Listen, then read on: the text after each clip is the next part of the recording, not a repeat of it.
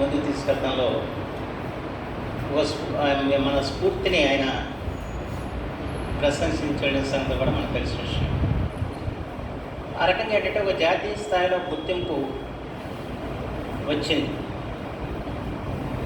ఎంతమందిని అయితే ప్రభావితం చేసిందో చెప్పడానికి వీల్లేదు. ఇతర ప్రాంతాలకు వెళ్ళినప్పుడు చాలామంది ఈ స్వచ్ఛ సుందర చల్లపల్లి యొక్క సేవా కార్యక్రమాన్ని ఇది సాధ్యమా, ఇలాంటి పని అక్కడ జరుగుతుందా అని చెప్పి ఆశ్చర్యపోయి మాట్లాడుకున్న పరిస్థితి కూడా నాకు తెలుసు. ఆ విధంగా గొప్ప రాష్ట్రానికి ఒక స్ఫూర్తిని ఇచ్చారు. వాస్తవానికి చెప్పాలంటే స్వచ్ఛ భారత్ కార్యక్రమంలో ఓన్లీ లెటర్లు కడతాం వరకే అది కార్యక్రమం పెట్టినట్టు నాకు అనిపించింది.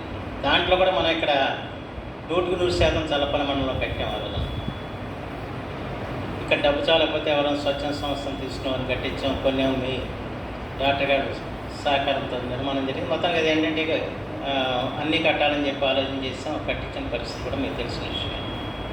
అయితే ఈ విధంగా స్వచ్ఛ భారత్ చేయొచ్చు, ఒక గాంధేయ పద్ధతుల్లో ఈ విధమైన కార్యక్రమం చేయొచ్చు అని చెప్పి చేసి చూపించింది మాత్రం స్వచ్ఛ సుందర చల్లపల్లి మాత్రమే. ఈ దేశంలో మన ఎక్కడ లేదని చెప్పి మాత్రం